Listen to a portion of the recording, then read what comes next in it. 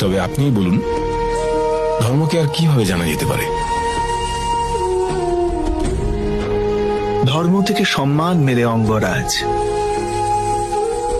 জীবনে যদি অপমান লাভ হয় তবে এটাই মনে করতে হবে যে ধর্মের বহন করা হয়নি। আর যে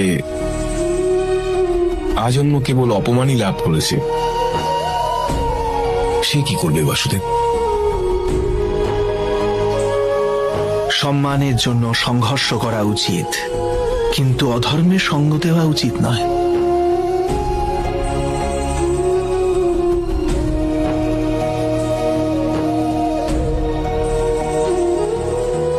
নিজের অধিকারের জন্য অবশ্যই লড়তে হবে, কিন্তু যার উপর অধিকার নেই তার মোহ ঠিক নয়।